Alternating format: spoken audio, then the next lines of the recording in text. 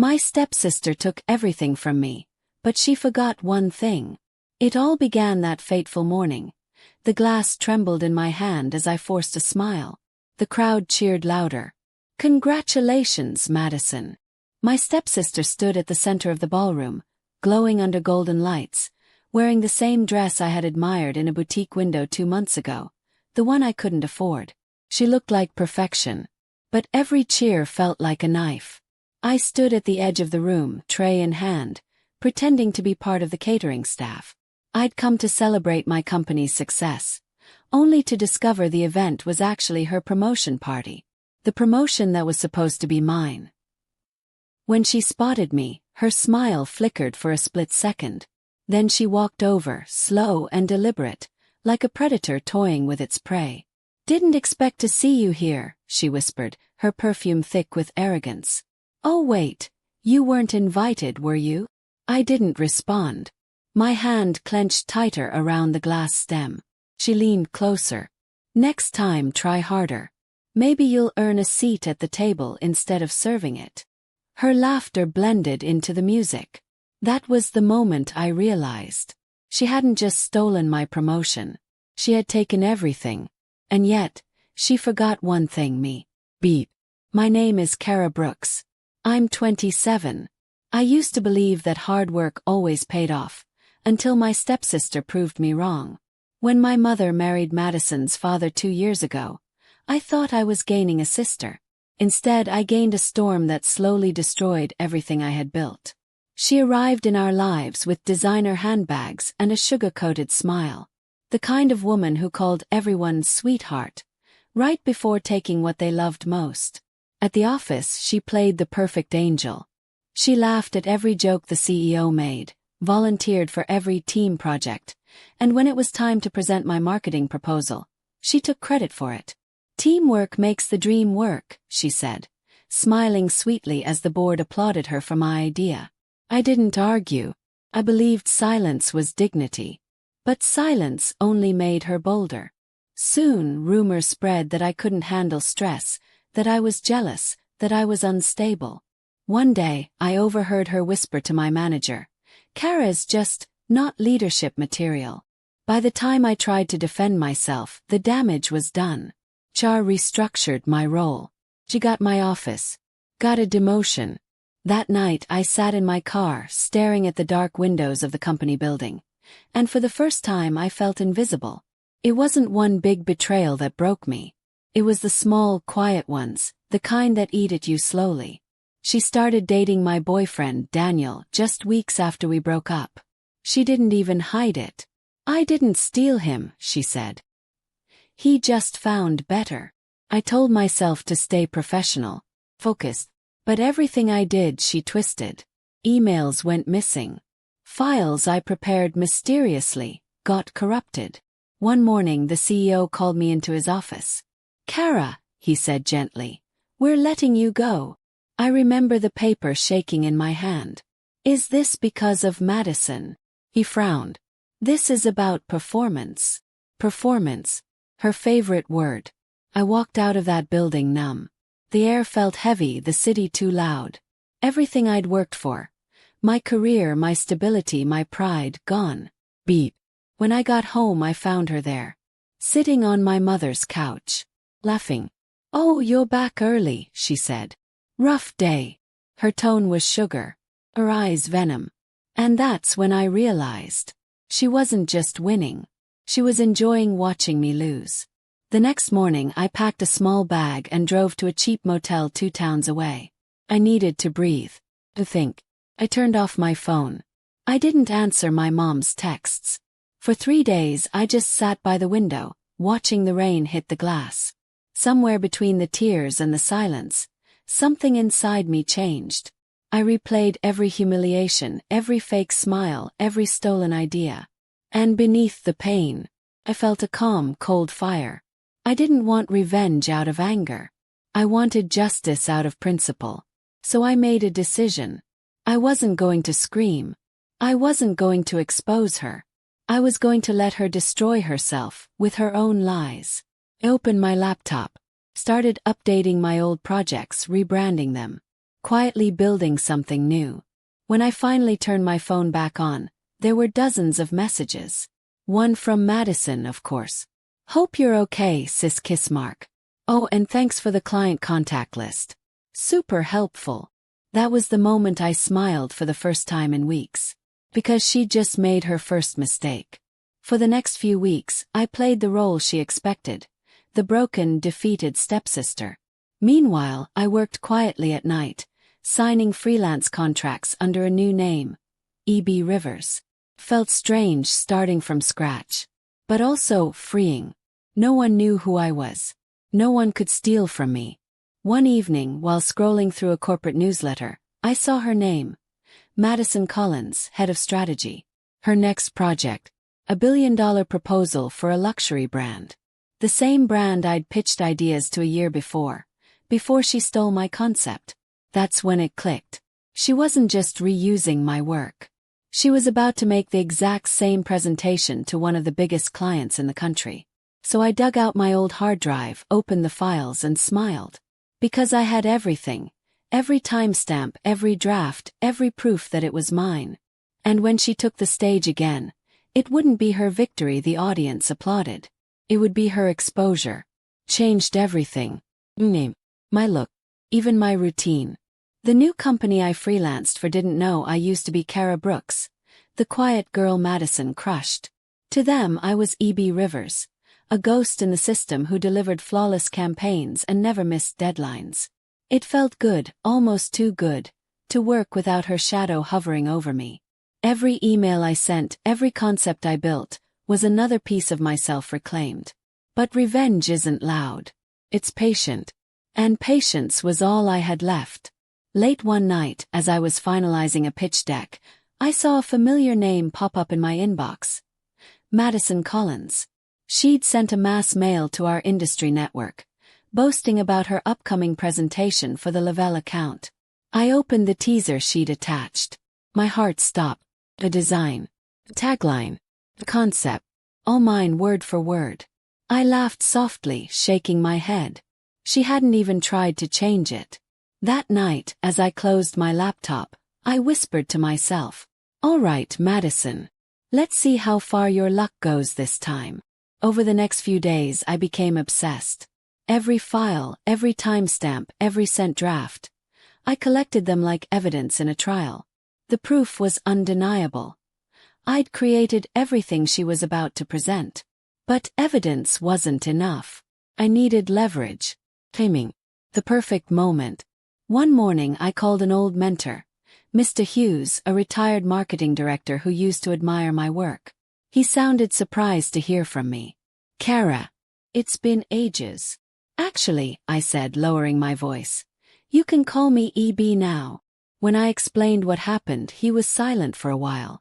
Then he said quietly, "If she's using your original concept, Lavelle's legal team will eat her alive. But you have to catch her publicly. Make sure there's no doubt."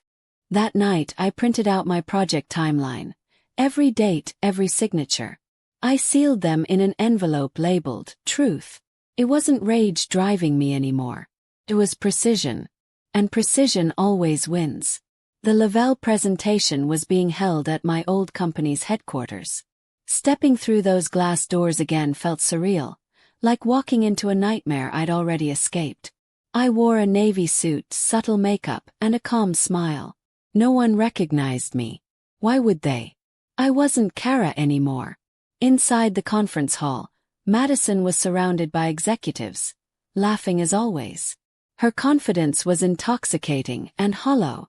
When she saw me, her smile faltered. "Do I know you?" she asked. I tilted my head. "Not really. But I know you." She blinked, thrown off. "You a reporter or something?" "Something like that," I said, and walked away before she could ask more. She didn't realize it yet, but her downfall had already begun. I took a seat at the back, beside Lavelle's client representative.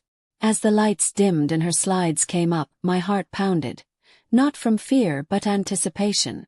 Because in 5 minutes, Madison was going to hang herself with her own words. Madison's voice filled the room. Today, I'm proud to introduce a campaign that redefines luxury and identity. Her hands moved gracefully across the air as she pointed to the screen.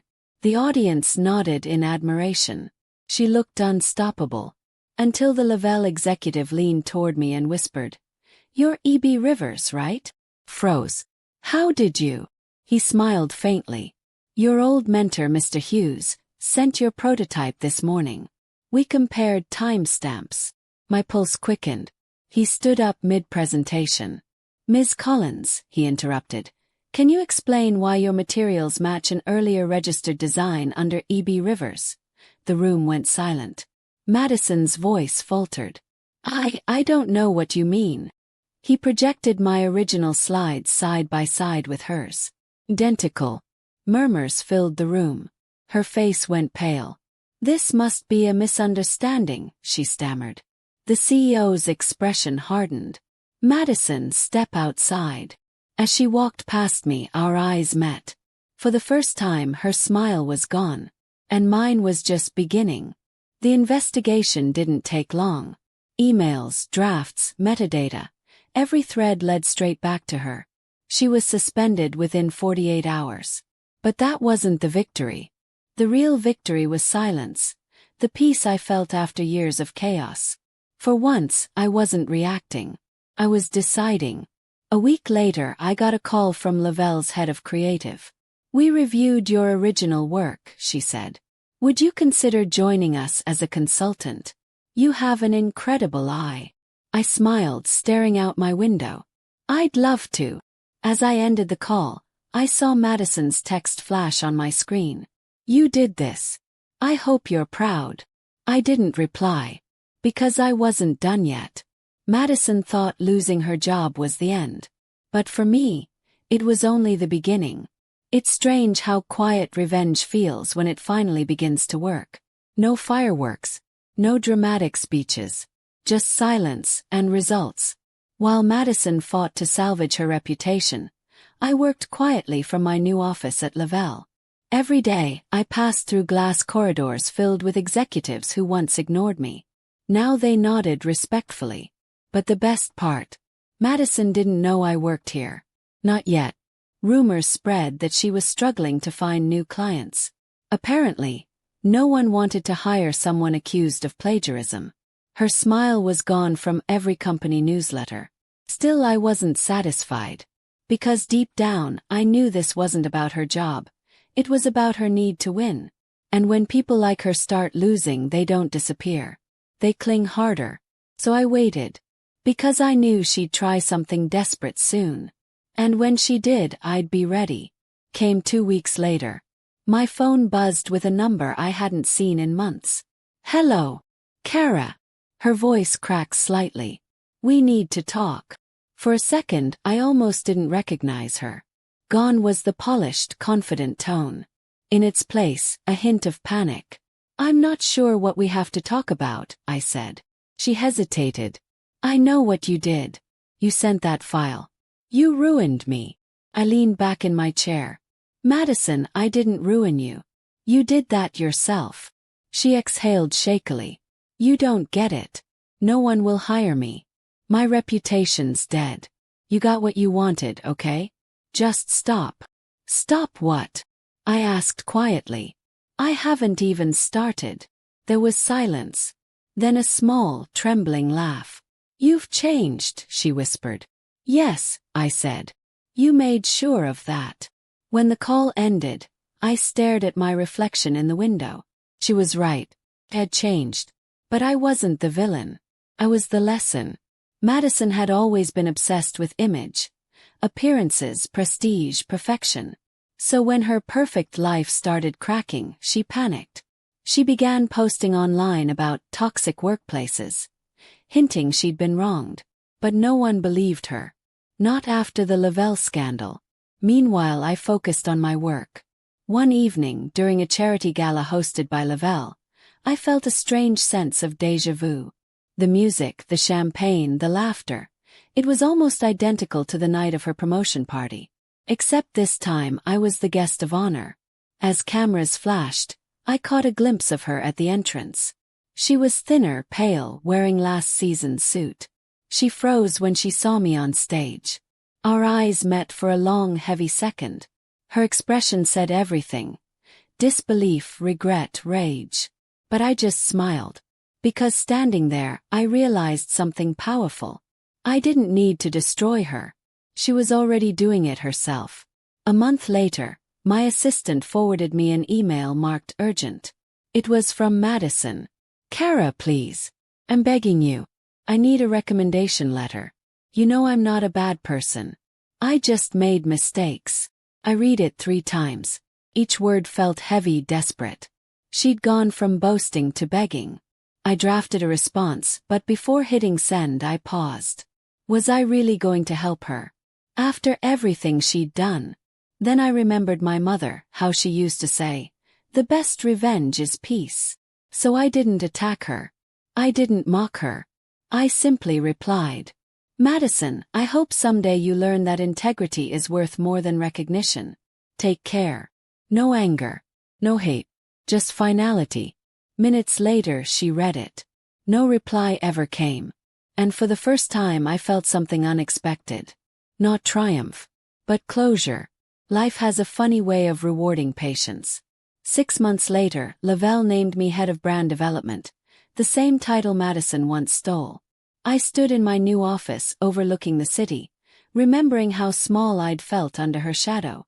Now the sunlight touched everything. But revenge wasn't the reward. Growth was. One evening, as I was leaving work, the security guard stopped me. "Ms. Brooks, someone left this for you." It was a small envelope. Inside, a photo, me and Madison at my mother's wedding. We were smiling back when things were still innocent. On the back she'd written, "You were always better." I just couldn't stand it. I didn't know whether to feel pity or peace. Maybe both. I tucked the photo into my drawer. Because some stories don't need a sequel. They just need to end. It started with a rumor. "Did you hear Madison's back?" Someone whispered at the coffee station. Froze mid-stir. Back. Apparently, she'd been hired by a rival firm, Hendricks and Company, a direct competitor to Lavelle. Somehow, she'd convinced them she'd been the victim of office politics, not plagiarism. I wanted to be indifferent. I really did. But deep down, a quiet alarm went off. Because Madison wasn't the type to come back quietly. If she'd returned, she had a plan. And people like her never play fair. That night, I stayed late in my office, staring at the glowing skyline. She'd lost everything once. And I knew what desperate people could do when they wanted to rewrite history. This wasn't over. Not yet. A week later she reached out again. This time in person. I was walking out of Lavelle when she appeared in the lobby, wearing confidence like armor. "Kara," she greeted, smiling like nothing ever happened. "It's been a while." "Not long enough," I replied. She chuckled softly. "Still sharp, I see. Look, I'll get to the point. My new firm wants to collaborate with yours on a campaign. I thought we could bury the past." Bury the past. That phrase hung in the air like poison. I studied her carefully. She looked polished, but her eyes betrayed exhaustion. "Why me?" "Yes." She leaned in slightly. "Because despite everything, you're good. And I need good people around me." I smiled politely. "You don't want me around you, Madison. You want to use me again." Her expression cracked just a little. Then she whispered, "You'll regret this." I watched her walk away, heels clicking like warning shots. Maybe I should have felt afraid. Instead, I felt ready. A few days later, an anonymous email hit our department's inbox. Subject: Confidential, Lavelle's hidden scandal. It contained evidence of unethical marketing practices, clearly fabricated, and conveniently traced back to my login credentials. Classic Madison. She hadn't learned a thing. The board launched an internal review. Whispers started. Eyes followed me in the hallway again, just like before. But this time I wasn't the naive intern. I kept calm, collected every trace of metadata, and quietly sent it to IT security, people who now trusted me. They traced the source within 24 hours. a masked IP used by Hendricks and Company. And guess whose name was on the registered account? Madison Reed. I didn't report it immediately. No, I wanted her to think she'd succeeded first. Because when you trap a snake, you let it coil. Then you strike. The collaboration proposal Madison had pitched earlier. Lavelle's board accepted it, unaware of her smear attempt. We were to meet her team for the official launch. She looked radiant, confident again. The predator who thought she'd regained control. She smiled across the table. Kara, glad to see you here after everything. Smiled back. Oh, you'll see a lot of me today. Halfway through the meeting I stood up, projecting the internal audit results onto the screen. This, I said calmly, is an official trace linking an attempted data breach to Hendricks and Company, registered under Madison Reed's name. The room went still. Her face drained of color. That's not possible. Oh, it's very possible, I replied, eyes steady. And the authorities will confirm it soon. The executives exchanged glances. Lavelle's legal team left the room to make calls. Madison tried to speak, but words failed her. She finally whispered, "You set me up." I shook my head. No, you set yourself up. By the end of that week, Madison was publicly terminated from Hendricks and Company. Her LinkedIn vanished. Her phone numbers went dead. I never saw her again. There was no satisfaction, no gloating. Just quiet peace. Because revenge, I learned, isn't about destruction. It's about restoration. One morning, I visited the park where my mother used to take me. The sun was warm, the air clean, and for the first time in years I felt like I could breathe. I whispered softly to myself, "You didn't lose everything, Kara. You just lost what was never real." My phone buzzed. A message from a journalist. "We're doing a feature on women who rebuilt after workplace sabotage. Interested?" I smiled, closing my eyes. Maybe this was the real ending. Not revenge, but rebirth. I cried. She didn't just win, she healed. This needs to be a movie. Let's finish it strong. "Thank you for joining us, Ms. Brooks," the journalist said, smiling warmly. We were sitting across from each other in a quiet studio. Simple lighting, one camera. But it felt like the world was finally listening. "Let's start from the beginning," she said. "You faced public humiliation at your old firm. How did you rise from that?" I smiled faintly. By realizing that survival isn't about proving them wrong, it's about proving yourself right. She nodded. "And Madison Reed?" I hesitated. "I don't hate her anymore. I pity her." "Why?" "Because she taught me the most valuable lesson. Integrity can't be stolen. You either have it or you don't." The journalist leaned back. "That's powerful." When the interview aired, it went viral overnight. Comments flooded in. "She's so calm. She turned pain into power." But what meant more were the private messages. From women saying, "You gave me the courage to start over." That was when I realized. This story wasn't about revenge anymore. It was about reclamation. A few weeks later, an envelope appeared on my desk. No sender name. Inside was a single handwritten page. "Kara, I watched your interview. You were right. I'm leaving the city, maybe for good. I thought I wanted power, but I just wanted to be seen. I'm sorry for everything. Madison." I read it twice. The handwriting was shaky, but genuine. For the first time, I didn't feel anger or satisfaction. Just understanding. I didn't reply. Some apologies aren't meant to start conversations. They're meant to end them. I folded the letter and placed it beside the old photo of us. Two memories side by side.